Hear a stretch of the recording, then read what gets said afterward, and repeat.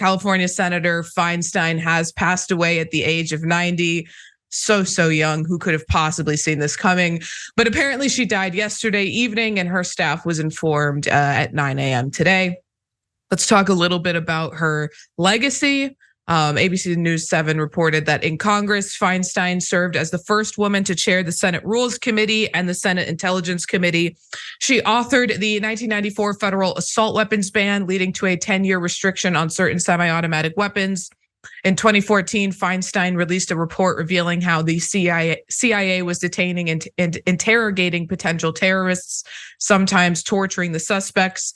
The release of the report led to anti-torture legislation. It continues on that Feinstein's legislative accomplishments include creating federal coordination of Amber Alerts, the National Child Abduction Warning System, passing the California Desert Protection Act, which protected millions of acres of California desert and created the Death Valley and Joshua Tree National Parks, reauthorizing the Violence Against Women Act to protect women from domestic violence and sexual assault, and authoring the 2022 Respect for Marriage Act to enshrine marriage equality into federal law. Of course, though, on the flip side of her accomplishments is everything else that she's done, including choosing to run for re-election at age 85 and leaving the Democrats high and dry on the Senate Judiciary Committee, and just speaking to her health a little bit.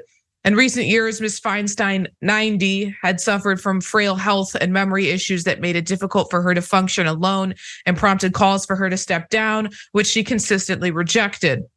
Her condition had grown more acute over the past several months after a bout with shingles that caused serious complications, including a case of encephalitis, and prompted her to begin using a wheelchair in the halls of the Capitol. So now obviously the question is Governor Newsom going to appoint Barbara Lee, which he has indicated in the past is not in the cards, or another Black woman to fill Feinstein's seat? So, I mean, hopefully that is what happens. Hopefully it's Barbara Lee, but Gavin Newsom has been pivoting hard to the right in the past few weeks. So, I mean, it's really just wait and see. Some other things that I remember of Dianne Feinstein today is the time that she congratulated Tim Scott for his hard-fought and won Senate campaign in Georgia, thinking that he was Raphael Warnock. That happened. The time when she was the mayor of San Francisco, when she released the only concrete evidence that investigators had on the Night Stalker, which was the shoes he wore, causing him to throw them over the Golden Gate Bridge, and made the investigation tougher. When she was a prosecutor, she prosecuted women for getting abortions. And of course, who can forget the infamous time she was addressing young climate activists and essentially told them to F off because she knows what she's doing. And obviously, she knew she wasn't going to be around to suffer the devastating effects of climate change. So, what dog did she have in that fight other than protecting her financial portfolio? I mean, I don't know, Brett. I'm one of those people who feels like I don't necessarily have that impulse that we can't criticize someone in death the exact same way I would have been criticizing them in life.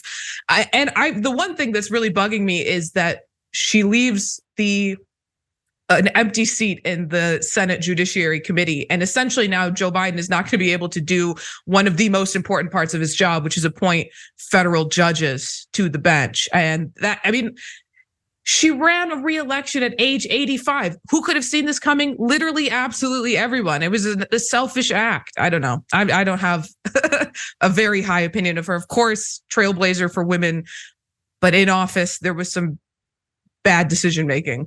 Right. There's a lot to unpack there. For me, looking at what you said about Dianne Feinstein running for re-election at 85, the other fact remains that she got elected. And maybe it's because I went to a Catholic school and you're supposed to say thank you for all the horrible things that happen. But I am grateful for that fact, because it just reminds me in these times when I'm like, everybody has heard all this stuff. Everybody cares as much as I do. It reminds me that most people don't. And in a world where you have a lot of facts saying that this person should probably not be seeking office again, for her own good, for our own good, for the nation's own good, for the voters' own interests, if you sat them down and took them through the timeline, people are like, I don't know, I know that name. And they vote for it. And that's kind of what's in place. And there's a lot of cool stuff about it. Like, I would love to have the kind of job where I just like get to do it until I die, and it's not that hard. And it's like if I want to do it, I get to do it. There were some questions about whether she actually had the mental capacity to decide whether she wanted to do it. Some of my favorite moments toward the end there were when she only had to say the word I. She had no clue in one of the proceedings that was what she was supposed to do. So she just went into what she'd been doing over and over again nonstop for decades and decades, just kind of by rote repetition. She just kind of locked in there. But I don't know. It's also the other thing I'll say is, before we get into like the specifics of who might replace her, is that I guess we'll do that right now. Like, the people who might replace her, Gavin Newsom has said, you're right, in the past he's going to appoint a black woman. The highest ranking black woman is Barbara Lee, but he also said pretty specifically, I will not get involved in this primary. So he said he wasn't going to appoint anyone running.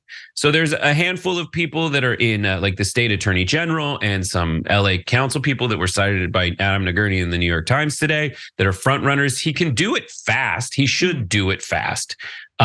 He does that stuff fast. It should happen. When there was a vacancy yesterday, or 2 years ago, when there was a vacancy in the wake of the 2020 election, he chose Kamala Harris as successor, Padilla, and he got reelected by everybody to fill a new term. So he's kind of a huge kingmaker, and it's just another thing about Gavin Newsom that puts him at the center of attention, having a lot more power than you would expect just like some rando governor to have.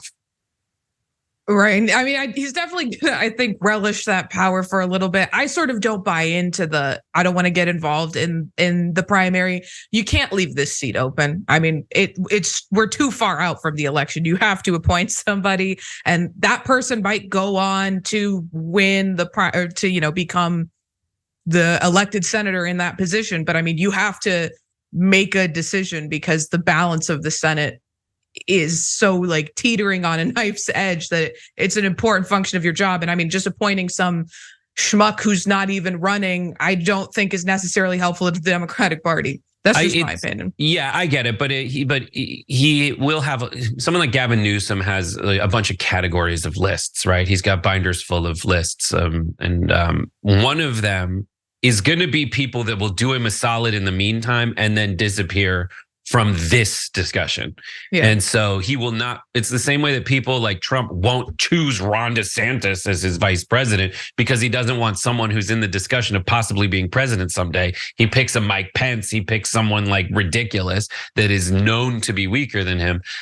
The same is true for whoever Gavin Newsom's gonna select to replace Feinstein. He's gonna find someone who's just like, oh, I've got like 10, there's people like LA City Council people on the list, and a civil rights lawyer in Oakland named Angela Glover Blackwell. Holly Mitchell's an LA County City Supervisor, county supervisor. These are people that have a long way to go, and this will raise their name recognition to get them like the next step on the ladder. But that next step is definitely not senator for those people.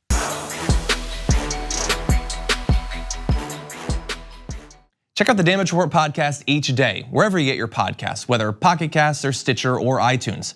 You can join me as I give you the news and stories you want, with a range of co-hosts and interview guests jumping in on the fun each day. Again, that's the Damage Report, wherever you get your podcasts. And if you get them at iTunes, don't forget to rate and review. Sometimes I'll read them live on the show.